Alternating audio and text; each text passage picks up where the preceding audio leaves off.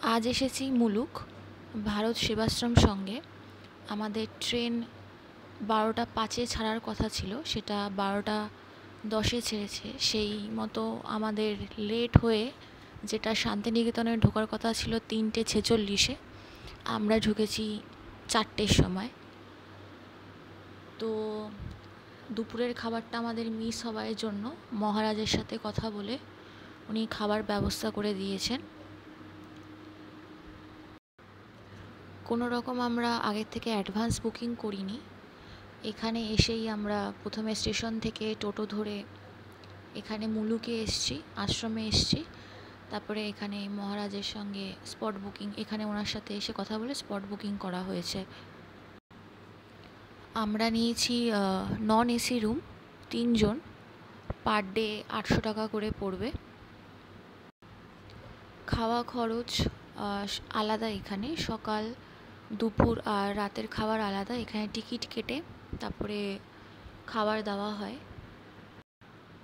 Train late হওয়ার জন্য আমরা আজকে কোথাও যেতে পারিনি, তো সারাদিন এখানেই 4টের সময় যখন ঢোকা হয়েছে খাওয়া দাওয়া করে 5:30 নাগাদ আমরা খাবার পেয়েছিলাম। তো দুপুরের খাবার সেটা খাওয়া দাওয়া করেই আমরা সারাদিন রেস্ট নিয়েছি। আর এই পুরো বড় আশ্রমের মধ্যেই আমরা সারাদিন ঘুরেছি। গরমের ছুটি আর ভোটের জন্য এখানে বলতে গেলে স্টুডেন্টরা বাড়ি চলে গেছে। তো এখানে আর সন্ধ্যার দিকে যে আরতিটা হয় স্টুডেন্টরা মিলে করে, তো সেটার দেখার সুযোগ হবে না। বলতে গেলে পুরো জায়গাটাই পুরো ফাঁকা। আর এখানে আশ্রমে নিজস্ব গোশালা আছে, আর নিজেরা এখানেই জৈব উপায়ে গোবর গ্যাস তৈরি করে। আর মাঠে আছে শাকসবজি, সেগুলোই সকাল দুপুর যে খাওয়া দাওয়া হয় সেগুলো সব এই মাঠ আর গোশালা থেকেই আসে। এখানে পরিষ্কার জলের জন্য অ্যাকোয়াগার্ডের ব্যবস্থা আছে। জল নিয়ে খাওয়ার জলে কোনো অসুবিধা হবে না। এখন রাতের সময় হয়েছে, একটু পরেই ডিনার দেওয়া হবে। এটার মধ্যে পুরো নিয়মাবলী দেওয়া আছে। আজ দ্বিতীয় দিন, বৃহস্পতিবার। আজকে সকালের ব্রেকফাস্ট করব, তারপর যাব ক্যাম্পাসে আশেপাশে আদার্স যত জায়গা আছে সাইট সিন সব ঘুরে দেখব। এটা আশ্রম থেকে দেওয়া টোটোর রেট। আমরা আমাদের ঘোরা শুরু করেছিলাম সকাল 9টা বা 9টা 15 এরকম। তো ক্যাম্পাস, বিশ্বভারতী, যেহেতু বৃহস্পতিবার দিন হওয়ায় মিউজিয়াম বন্ধ থাকে, কিছু কিছু জায়গা বুধ আর বৃহস্পতিবার বন্ধ থাকে। তো সেই মতো আমরা যেগুলো খোলা ছিল সেগুলো আমরা দেখার চেষ্টা করেছি। টোটোওয়ালারাই পুরো যত বিস্তারিত বর্ণনা দিয়ে পুরো জায়গার ব্যাপারে ওনারা বুঝিয়ে দেবেন। ওনারা টোটো রেখে রেখে পুরো এক একটা জায়গার ব্যাপারে ভালো রকমভাবেই বোঝান, যাতে কারোর অসুবিধা না হয়। তারপরে এখান থেকে আমরা গেছিলাম অমর্ত্য সেনের বাড়ি দেখতে।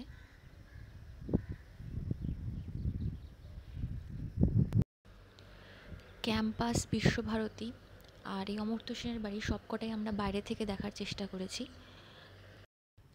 এখান থেকে তারপরে আমরা চলে গেলাম বল্লভপুর ডিয়ার পার্ক দেখতে।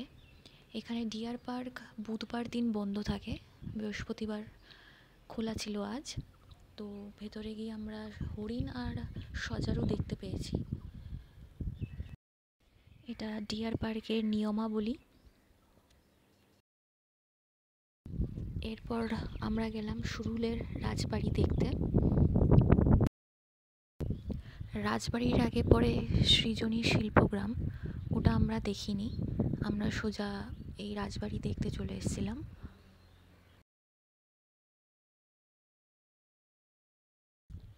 রাজবাড়ির ঠিক পাশেই আছে এই মন্দিরগুলো, কিন্তু যেহেতু দুপুরের সময় ছিল মন্দিরগুলো সব বন্ধ করে রাখা হয়েছিল।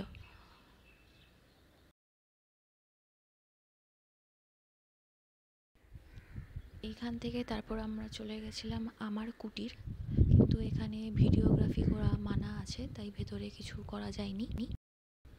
আমার কুটিরের ঠিক সামনেই আছে কোপাই নদী।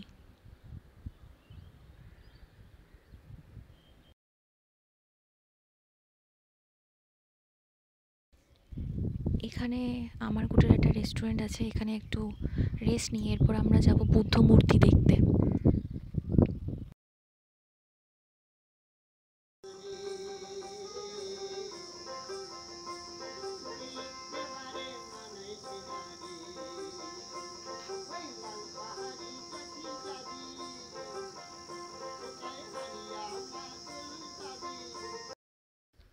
এখন এসে পৌঁছালাম আমরা এই উঁচু বুদ্ধ মূর্তি দেখতে।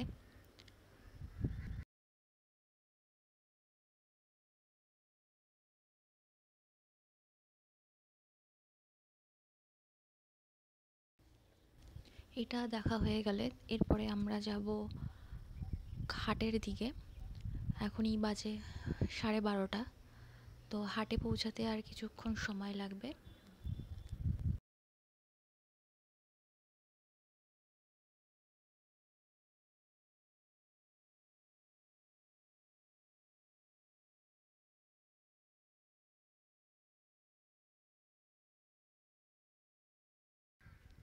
যেহেতু সকালবেলা বেরিয়েছি, তো লাঞ্চ তো আশ্রমে হয়নি, তাই চেষ্টা করা হচ্ছে যে হাটের আশেপাশে যদি কোনো ছোটোখাটো হোটেল থাকে সেখান থেকে লাঞ্চটা সেরে নেওয়া হবে।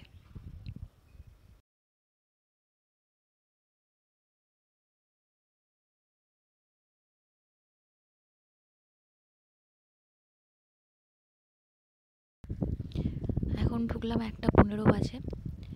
শনি রোববার হাট পুরো ভরা থাকে, এখনও হাট আছে, পর্যাপ্ত পরিমাণ বলবো না, কিন্তু যথেষ্ট ঘুরে দেখার মতো অনেকজনই আছে, কিন্তু শনি রোববার পুরোই ভরা থাকে হাট।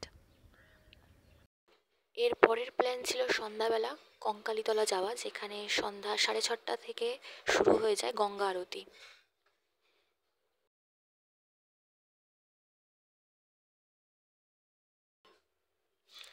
আজ হলো শুক্রবার দুপুরবেলা, এখন আমরা যাচ্ছি মা তারা এক্সপ্রেস ধরতে বাড়ির পথে, যেটা গিয়ে থামবে শিয়ালদা।